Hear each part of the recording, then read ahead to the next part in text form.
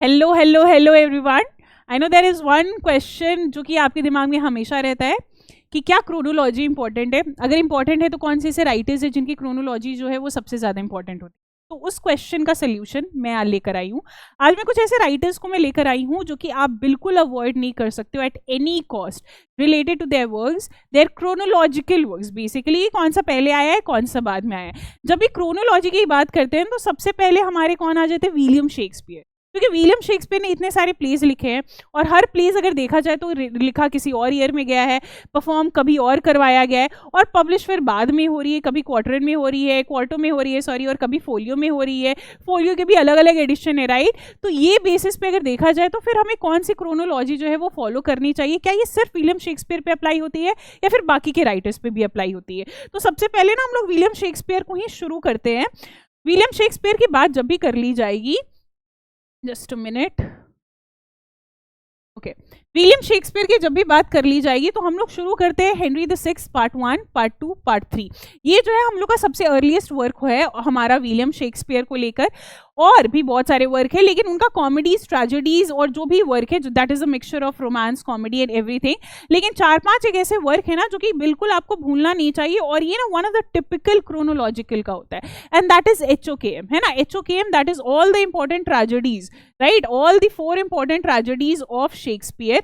और ये HOKM को आप ना ऐसे जनरल में भी आप याद रखना कि पहले हैमलेट आया है, फिर ओथेलो आया है, फिर किंग लियर आया, फिर मैकबेथ आया। क्योंकि ये आप क्रोनोलॉजी याद रखोगे तो विलियम शेक्सपियर की 60 to 70% ऑफ क्रोनोलॉजी में ये 4 में से 2-3 वर्क आपके रहने ही रहने हैं जो कि पूछा जाता है। तो अगर आपको ये भी पता रहेगा कि अच्छा हैमलेट पहले आया है, ओथेलो बाद में आया है, या किंग लियर पहले आया है, मैकबेथ बाद में आया है, तो आप उस बेसिस पे भी आप क्रोनोलॉजी वाले सीक्वेंस को फॉलो कर सकते हो। उसके अलावा अगर देखा जाए comedy of errors, Titus and Andronicus, taming of shrew, two gentlemen of Verona, followed by love's labour lost, Romeo and Juliet, Richard the second, a midsummer night's dream, King John, and then फिर आपके आ जाते हैं the merchant of Venice. उसके बाद फिर आपके again history play आ जाते हैं, Henry the fourth part 1 and part 2।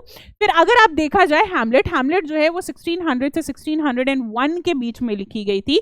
Othello आपका 1604 से 5 के बीच में, किंग लियर 5 से 6 के बीच में, मैकबेथ 1605 से लेके 6। याद रखना कि ये दोनों ही जो है ना वो दोनों ही का ऑलमोस्ट सेम ईयर है, लेकिन किंग लियर थोड़ा पहले परफॉर्म करवाया गया और मैकबेथ जो है वो थोड़ा बाद में परफॉर्म करवाया गया है। तो इस बेसिस पे आप इसको भी याद रख सकते हो।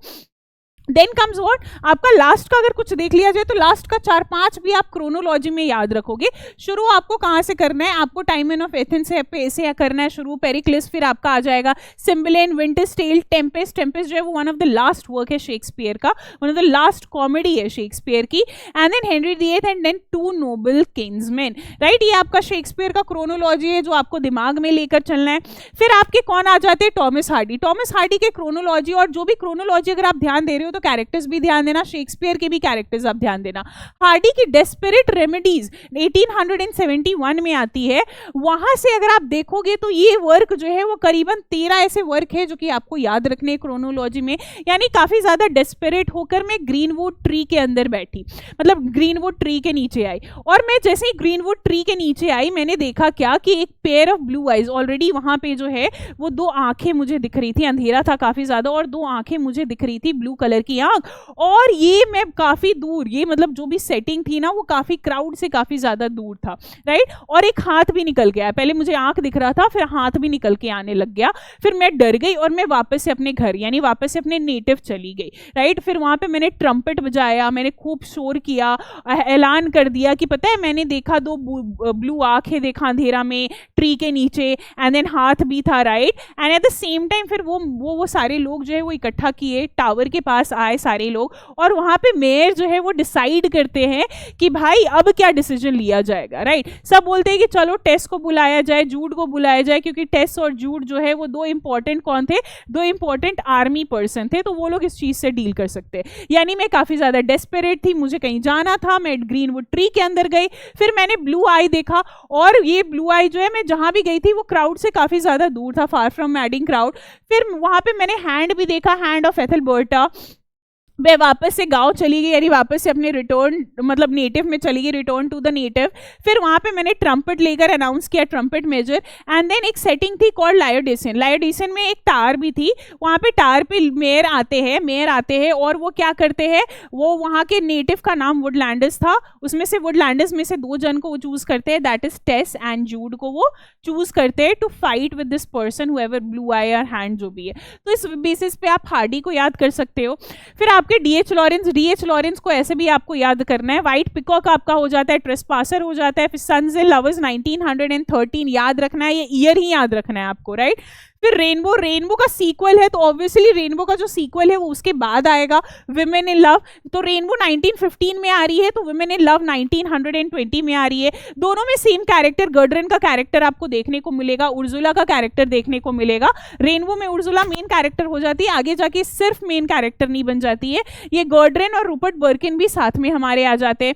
फिर आपका एरन्स रॉड जो कि ऑस्ट्रेलिया में सेट है, कंगारू जो कि ऑस्ट्रेलिया में सेट है, राइट। सो फिर उसके बाद plum serpent, lady Turtle's lover, ये सारे कुछ वर्क है that you need to remember it in sequence. White peacock, trespasses, sons and lovers, rainbow, women in love, Aaron's rod, kangaroo, plum serpent and lady Chatterley lover. At least starting के 2 और last के 2 भी याद रखोगे, that is going to be enough for you. हालांकि ये पूरा sequence में you need to remember at any cost. Sons and lovers का Paul Morel and Gertrude Morell का character, not to forget it at any cost. Same आप women in love and rainbow वाला भी same आप apply करोगे। And lady चैटरलेज lover का भी अगर आप देखोगे तो कॉन्स्टेंस चैटरले एंड ओलिवर मेलोर जो कि उनका लवर था वो आपको देखने को मिलेगा। स्टोरीज में you have to remember the 2 stories, that is order of chrysanthemum 1911। इसमें आपको एलिजाबेथ का कैरेक्टर मिल जाएगा, और द फॉक्स उसमें आपको 2 कैरेक्टर दैट इज बैनफोर्ड और मार्च का कैरेक्टर मिल जाएगा 1922। फिर आपके कौन आ जाते हैं, डिकिंस। बाप रे बहुत हार्ड है डिकिंस, है ना। डिकिंस ने इतने सारे वर्क, एक तरफ शेक्सपियर है जिन्होंने बहुत सारे प्लेज लिखा है, एक तरफ डिकिंस है जिन्होंने बहुत सारे नॉवेल्स लिखा है। तो डिकिंस की बात कर ले तो उनकी जो डेब्यू वर्क है दैट इज पिकविक पेपर, जो कि सबको पता रहती है। पिकविक पेपर के जस्ट बाद ऑलिवर ट्विस्ट आई है, राइट, जस्ट बाद ऑलिवर ट्विस्ट, फिर उसके बाद निकोलस निकलबी, फिर उसके बाद ओल्ड क्यूरियोसिटी शॉप, फिर आपका क्या है बार्नबी रज, फिर आपका मार्टिन चज़लविट, फिर Christmas Carol, Dombey and Son, David Copperfield, bleak house, hard Times, Little Dorrit, a tell of 2 Cities. इसका ईयर आपको याद रखना है क्योंकि सेम ईयर में आपका क्या आ रहा है, डार्विन का origin of species 1859, right. Same year में आपका क्या आ रहा है, ओरिजिन ऑफ स्पीसीज डार्विन का, जिसमें थ्योरी ऑफ रिवोल्यूशन वगैरह आती है 1859, अ टेल ऑफ 2 सिटीज। उसके जस्ट बाद क्या आता है, great expectation, our mutual friend, and then last में mystery of Edwin Drood, right. तो पहला वर्क क्या है, पहला वर्क आपका जो है वो पिकविक पेपर, लास्ट जो है वो मिस्ट्री ऑफ एडविन ड्रूड। पिकविक के जस्ट बाद ओलिवर और मिस्ट्री ऑफ एडविन ड्रूड के जस्ट पहले आर म्यूचुअल फ्रेंड, बीच में 4-5 और। अगर ऐसे कुछ भी नहीं याद हो तो आप याद रखना PON, that is Pickwick Paper, Oliver Twist and Nicholas Nickleby. फिर उसके बाद क्रिसमस कैरल आपका उसके बाद इंपॉर्टेंट है। फिर उसके बाद David Copperfield, bleak house, hard times, tale of 2 cities and great expectation, right. तो ये वाला भी अगर आप टर्म ऐसे भी याद कर लोगे ना, that is going to be enough for you. PONCDBHTG, right. तो that is going to be enough for you, क्योंकि ये भी आप याद रखोगे तो उसके बाद कोई भी सीक्वेंस में अगर आपका आ जाता है, बीच में 1-2 वर्क और भी आ जाती है, यू विल रिमेंबर कि अच्छा डेविड कॉपरफील्ड पहले आई थी, फिर बाद में ब्लीक हाउस आया था, राइट। ब्लीक हाउस का कैरेक्टर नहीं भूलना, दैट इज योर एस्थर समरसॉन जो है वो कैरेक्टर आपको याद रखना है। जॉर्ज इलियट की बात कर ले, जॉर्ज इलियट का एडम बेड से शुरू होता है, फिर वो खत्म होता है डैनियल डेरोंडा पे खत्म होता है, राइट। एडम बेड और डैनियल डेरोंडा के बीच में आपका Windmill on the Floss, Silas Marner, Romola, Felix Holt and Middlemarch, ये सारे कुछ वर्क है, राइट।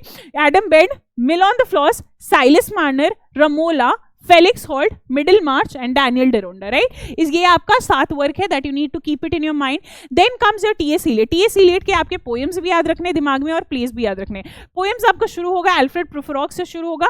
एल्फ्रेड प्रोफेरोक ने एक जेरोंशियन को देखा, कहाँ देखा, वेस्टलैंड में देखा। वेस्टलैंड में एक हॉलो मैन भी था, और ये दिन कौन सा था, वेंसडे का दिन था, राइट, ऐश वेंसडे का दिन था। और फाइनल क्वार्टर 4 क्वार्टरेट आप ऐसे भी याद रखना। कौन है, हमारा प्रोफेरोक था। प्रोफेरोक ने एक बहुत जेरोंशियन यानी बड़े से मॉन्स्टर को देखा, एंड ओल्ड मैन जेरोंशियन का मतलब ऐसे भी होता है। जेरोंशियन को देखा, कहाँ देखा, वेस्टलैंड में देखा, वहां पे हॉलो मैन भी था, डे कौन सा था, वेंसडे था, एंड देन 4 क्वार्टरेट। ये आपका सीक्वेंस में जाएगा। ऐसे भी वेस्टलैंड 1922 याद रखना है, आपका हॉलो मैन जो है वो 25 याद रखना। जेरोंशियन जो है वो पहले प्रीफेस माना जाता था वेस्टलैंड का, लेकिन एजरा पाउंड के सजेशन की वजह से उसको हटा दिया गया है, एंड देन 4 क्वार्टरेट आपका हो जाता है। वेस्टलैंड इज ऑफ 5 पार्ट्स, वो भी आपको याद रखना है, ओके। प्लेस की बात कर ले तो murder in the cathedral, Thomas Becket का कैरेक्टर इसमें आएगा। फैमिली रियूनियन में हैरी का कैरेक्टर इंपॉर्टेंट है, कॉकटेल पार्टी में एडवर्ड का कैरेक्टर इंपॉर्टेंट है, लवीनिया का कैरेक्टर इंपॉर्टेंट है, confidential clerk is there, confidential clerk में आपका कॉल्बी का कैरेक्टर इंपॉर्टेंट है, and then comes your elder statesman, right. तो मर्डर इन कैथीड्रल, ये 4 वर्क एटलीस्ट याद रखना, murder in cathedral, family reunion, cocktail party and confidential clerk. यानी cathedral में मर्डर होता है, फैमिली सारी रीयूनाइट करती है, कॉकटेल पार्टी हो रहा है, और कौन उसको ऑर्गेनाइज किया है, दैट इज कॉन्फिडेंशियल क्लार्क ने ऑर्गेनाइज किया है, एंड देन एल्डर स्टेट्समैन, ठीक है। उसके बाद GB Shaw, that is your George Bernard Shaw. जैसे एक बहुत सारे बच्चे आपने पूछा था कि मैम कौन कौन से ऐसे प्ले है that we need to focus on, but last में आपको सब में नहीं जाना है, just remember the play, the name of the play and the name of the characters, and that too in a very sequential way. That Widowers House से शुरू होता है, फिर मिसेस वैरेन प्रोफेशन, यानी विडोअर हाउस में Mrs Warren रह रही थी, फिर Arms and the Man, Candida, Devil's disciple, scissor and Cleopatra, man and superman, major Barbara, doctor's dilemma, Pygmalion, heartbreak house, Saint Joan and apple cart, right. शुरू होता है विडोअर्स house पे, खत्म हो रहा है एप्पल कार्ट पे।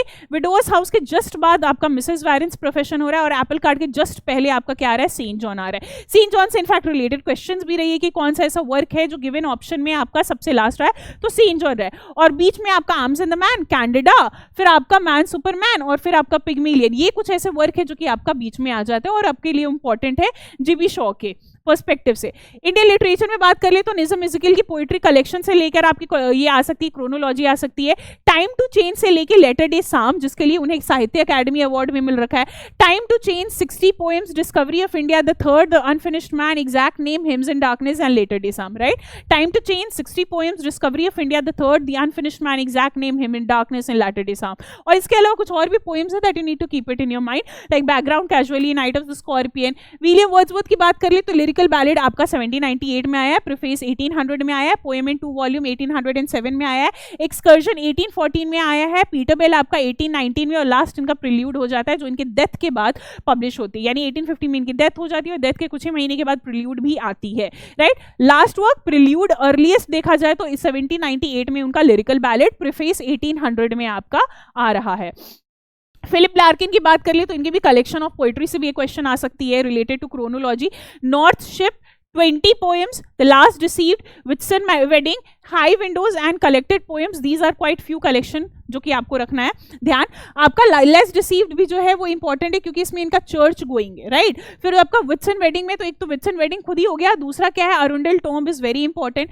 फिर आपका हाई विंडोज में अगर देखा जाए then it is going to be what, it is going to be these poems, this be the verse, and then आपका कलेक्टेड पोएम्स जो कि पॉस्थमसली वो पब्लिश की जाती है 1988 में। Then comes your Jane Austen. Jane Austen का तो प्लीज याद रखना, please. Sense and sensibility, pride and prejudice, Mansfield park, एमा, नॉर्थएंगर एबे and persuasion.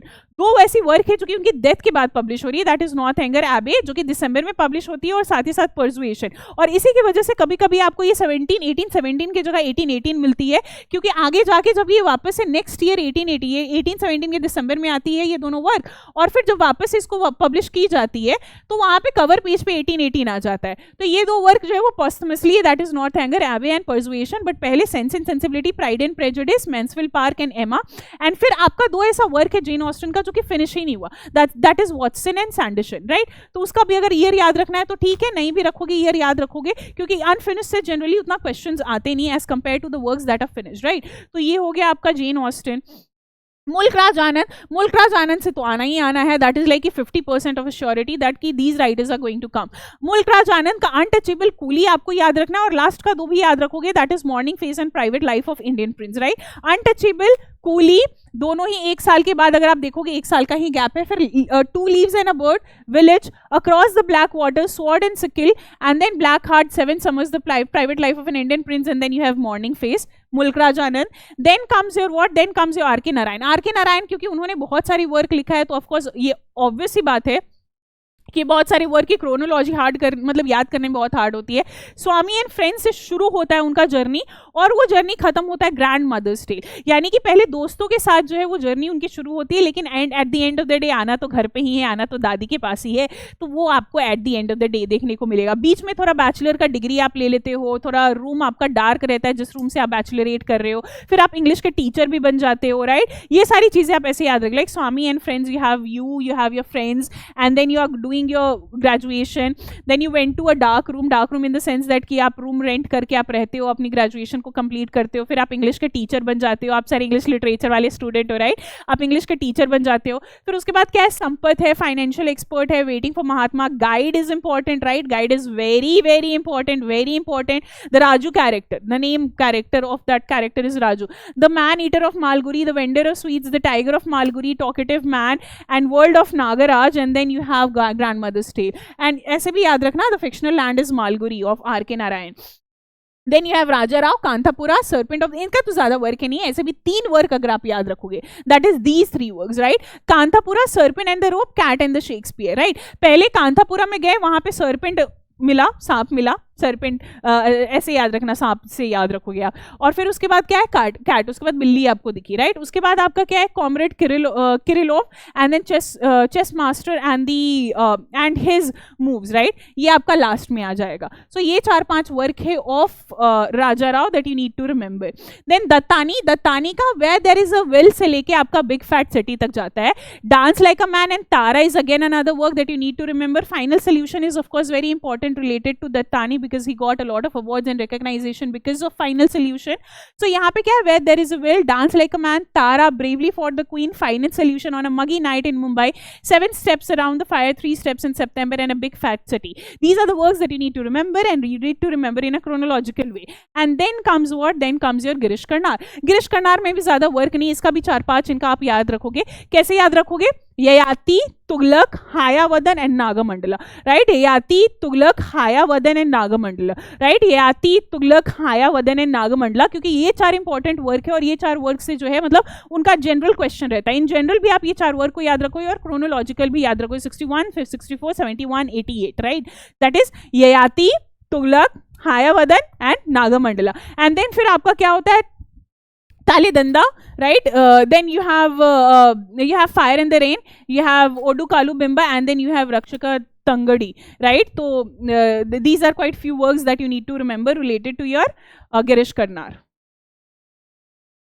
And then you have Amitabh Ghosh, the last of the writer that you need to remember. Circle of Reason, Shadow Lines, right? Circle of Reason से शुरू होता है और उनका जंगल नामा पे खत्म होता है। इसके बीच में Shadow Line आ रहा है, Antique Land, Calcutta Chromosome, Glass Palace, then Hungry Tide, Sea of Poppies, River of Smoke, and आपका Flood of Fire. ये आपका Abyss Trilogy का भी पार्ट है, राइट, ये आपका किसका पार्ट है, ये आपका Abyss Trilogy का भी पार्ट है। And Gun Island is one of the last work of Amitav Ghosh. And then Jungle Nama तो रिसेंट का है, 2021 का वर्क है, राइट। ये 3 ऐसे भी आप याद रखोगे, ये 3 में जो है वो क्रोनोलॉजिकल वे में ये 3 याद रखोगे कि पहले सी होता है, फिर रिवर होता है, फिर फ्लड आता है, यानी पहले सी था, बहुत बड़ा सा सी था, सूख के रिवर हो गया, फिर उसके बाद बाढ़ आ गई थी उसमें। तो ये भी 3 भी आप सीक्वेंस में याद रखोगे। एंड स्टार्टिंग का 3-4 work that is circle of reason, shadow line and antique land, ये आपको याद रखना है। So that's all for like, ऐसे भी बहुत सारे राइटर्स है we need to go with, but these writers you can not forget at any cost. ये सारे राइटर्स को बिल्कुल मत भूलना, ये सारे राइटर्स के important work, important character chronology में, but we have a lot of more writers as well, but these writers can not forget at any cost. Bye bye, all the best for examination.